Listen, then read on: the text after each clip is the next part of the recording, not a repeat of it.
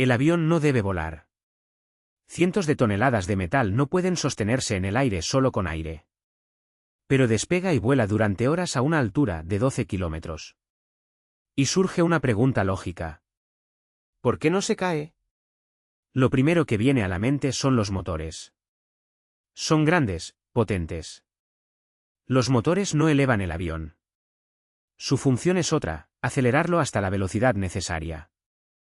Hay otra idea común, el ala. Sí, el ala crea una fuerza de sustentación. Pero por sí sola no hace nada si no hay movimiento a través del aire. Es decir, ni el motor ni el ala por separado explican el vuelo. Y aquí empieza lo más interesante. El avión no se sostiene en el aire por una sola fuerza.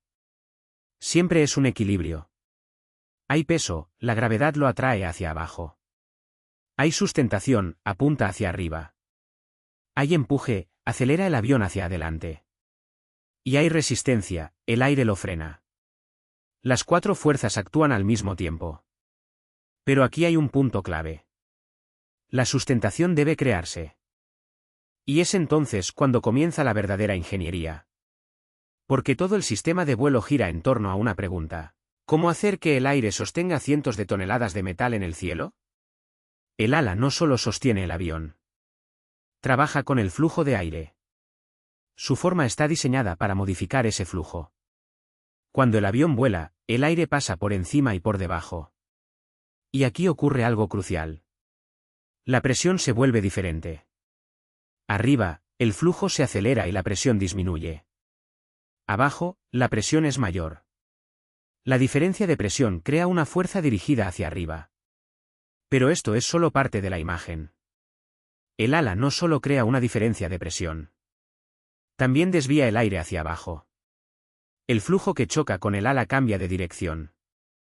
Y según la física simple, si empujas el aire hacia abajo, él te empuja hacia arriba. Es el mismo principio que describe Newton. Sin fórmulas complejas. Hay una acción y una reacción. Por eso el ala funciona. Pero hay una condición importante. Sin velocidad no funciona. Si el avión está quieto, no hay flujo de aire.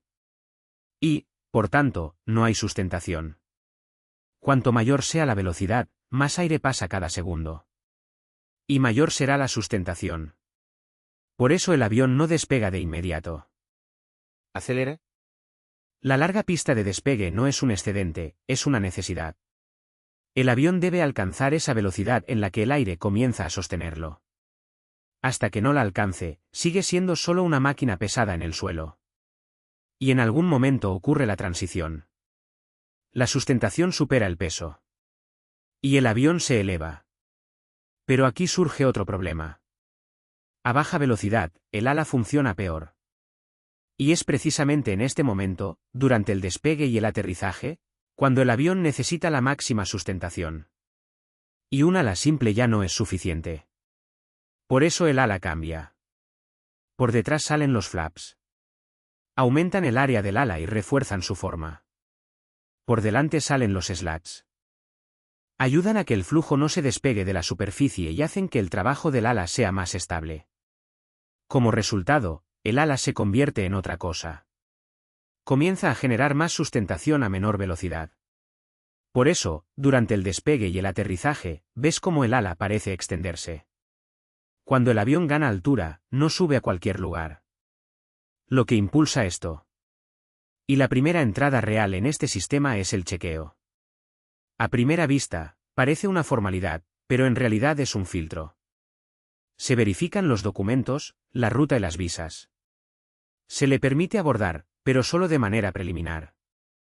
Es importante entender que el registro no garantiza que vaya a volar.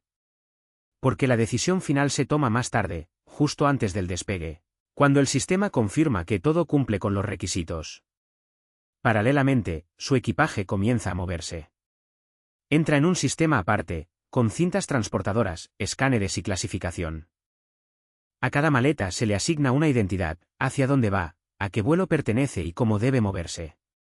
Esto, en esencia, es una logística a nivel de Internet, donde miles de objetos deben entregarse con precisión y puntualidad. Y hay un detalle crucial, el equipaje siempre está vinculado al pasajero. Si una persona no sube al avión, su maleta debe ser retirada del vuelo. Luego viene la seguridad. No se trata solo de un escáner y un arco detector. Es un sistema de múltiples capas. Los rayos X analizan el contenido. Sensores buscan residuos de explosivos. Todo a una velocidad de 1000 km por hora. Y comienza a sentir lo que los pilotos comparan con un muro invisible. El avión aún puede acelerar, pero con cada velocidad adicional, esto se vuelve cada vez más complejo y peligroso.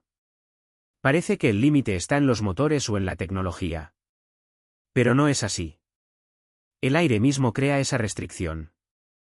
Podríamos volar más rápido, pero más allá de cierto punto, la velocidad deja de ser una ventaja y comienza a destruir el avión.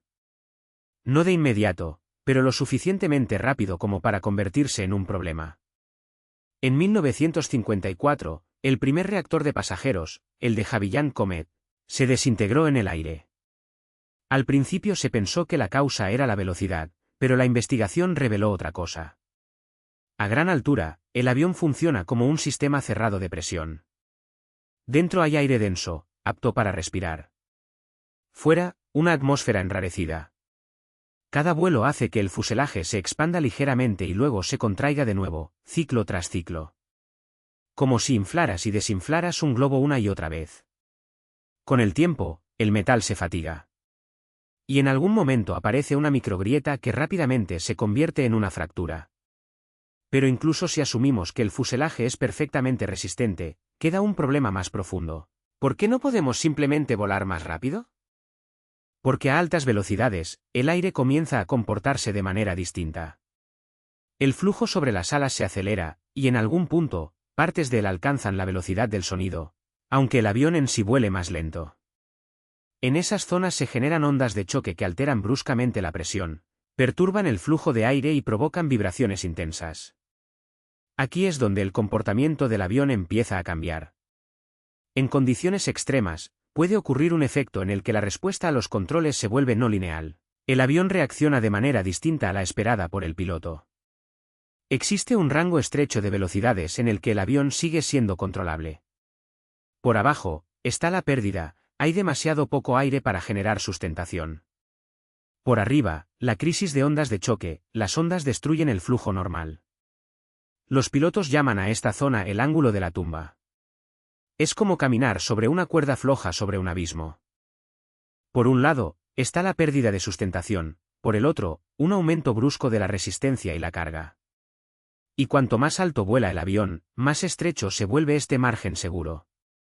A 11 kilómetros de altura, el margen es casi mínimo. Por eso los aviones de pasajeros no acelera el ala. Está mirando por la ventanilla. Y lo ve.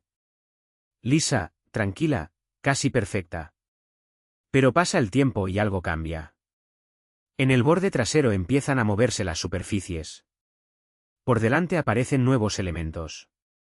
Y de pronto se hace evidente, no es solo una pieza de la estructura. El ala literalmente cobra vida. Y aquí surge una pregunta, ¿por qué necesita todo eso el ala? A primera vista todo parece sencillo. El ala es una forma que mantiene al avión en el aire. Pero en realidad un ala sola no basta. El avión debe funcionar en condiciones muy distintas. En el despegue es pesado y lento. En vuelo, rápido y económico. Y al aterrizar, vuelve a ralentizarse sin perder sustentación ni control. Todo con el mismo ala. Sería lógico hacer alas distintas para cada tarea. Pero los ingenieros tomaron otro camino. Crearon un ala que sabe cambiar. Porque no existe un ala universal. Lo que funciona a la perfección a velocidad de crucero, es casi inútil al despegar. Y lo que ayuda a elevarse, estorba en vuelo. Para entender cómo funciona hay que mirar un poco más profundo. El ala no solo sostiene al avión. Controla el aire. La corriente sobre su superficie se acelera. La presión disminuye. Por debajo, la presión es mayor. Y esa diferencia crea la sustentación.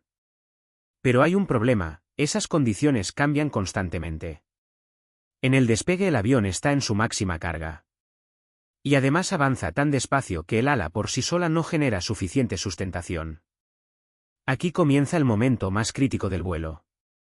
El ala necesita ayuda. Y entonces se transforma. Por la parte trasera empiezan a desplegarse los flaps. Se extienden hacia atrás y hacia abajo, y el ala literalmente aumenta de tamaño. Pero no es solo cuestión de tamaño. Cambia su forma. Ahora funciona con mayor eficiencia a bajas velocidades. El avión puede despegar antes, sin necesidad de alcanzar velocidades peligrosas. Pero surge un nuevo problema. Cuando aumenta el ángulo de ataque, el flujo de aire puede dejar de fluir suavemente sobre el ala. Se desprende. Y en ese instante la sustentación cae bruscamente. Es uno de los regímenes más peligrosos. Para evitarlo entra en acción la segunda parte del sistema. En el borde de ataque aparecen los slats. Estos que casi siempre están activos. Cuando uno se eleva y otro desciende, en las alas se genera una diferencia de sustentación y el avión comienza a inclinarse. Así gira, con suavidad, casi imperceptible para los pasajeros, pero ajustando continuamente su posición en el aire. Y todo este tiempo el ala sigue adaptándose. Pero cualquier vuelo termina igual, con el aterrizaje. Y aquí todo ocurre a la inversa. El avión reduce velocidad y reaparece el mismo problema que al despegar. Hay que mantener la sustentación a baja velocidad. El ala vuelve a transformarse. Los flaps se extienden, aumentando superficie y curvatura. Los slats salen hacia adelante, estabilizando el flujo de aire. Pero no basta. El avión no solo debe mantenerse en el aire. Debe frenar con eficacia. Y aquí ocurre un detalle inesperado. El ala empieza a destruir su propia sustentación. En su superficie superior se abren los spoilers. Rompen el flujo laminar del aire, reduciendo drásticamente la sustentación y aumentando la resistencia. El avión desciende más rápido y pierde velocidad. Y tras tocar la pista, los spoilers se despliegan por completo, literalmente aplastando el avión contra el suelo. Así los frenos pueden actuar con mayor eficacia y detener la máquina más rápido. Pero hay otro detalle que casi no se ve desde fuera. El ala no es rígida. Durante el vuelo se curva constantemente, funciona como una estructura elástica y distribuye la carga. Soporta el peso de todo el avión. Cientos de toneladas. Y sin embargo sigue siendo lo suficientemente flexible como para no romperse bajo esas cargas. No es solo metal. Es un sistema vivo y complejo que se adapta en tiempo real a las condiciones del vuelo. Y en cada vuelo, en cada segundo, cumple su función sin llamar la atención. Justamente eso lo hace tan único. Continuará.